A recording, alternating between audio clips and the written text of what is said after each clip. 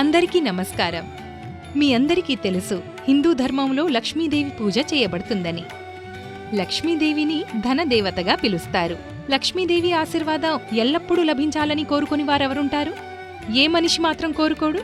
వారి జీవితంలో ధన సంపదలు, సుఖశాంతులు, సౌభాగ్యాలు నిండి ఉండాలని. అందుకోసం లక్ష్మీదేవి ఆశీర్వాదం ఉండడం ఎంతో అవసరం.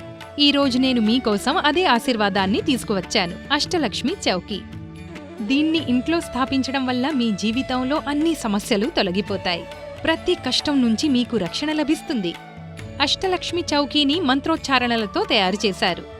మనందరికీ తెలుసు, మంత్రోచ్చారణలతో తయారు చేయబడిన దేన్నైనా మీరు మీ ఇంట్లో స్థాపించినట్లయితే మన జీవితంలో ఎల్లప్పుడూ సానుకూలత నెలకొంటుంది.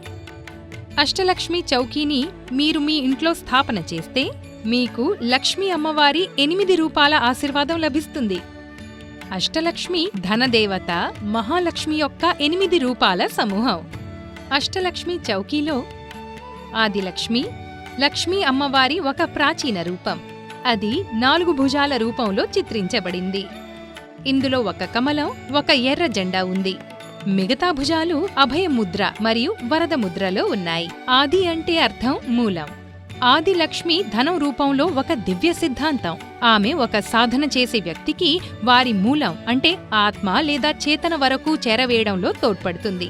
ఒకవేళ ఒక వ్యక్తి వద్ద ఆదిలక్ష్మి ఉన్నట్లయితే వారు ఎంతో తేలికగా లోతైన ధ్యానంలోకి ప్రవేశించగలరు. అలాగే పూర్తి మౌనం, ఆనందం, శాంతి వంటి స్థితిని అనుభూతి పొందగలరు. ఆదిలక్ష్మి లేకుండా సాధకులు తన చంచల మనసును శాంతింపచేయలేరు.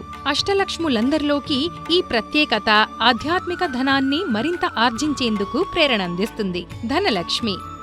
ధనలక్ష్మి ధనదేవత.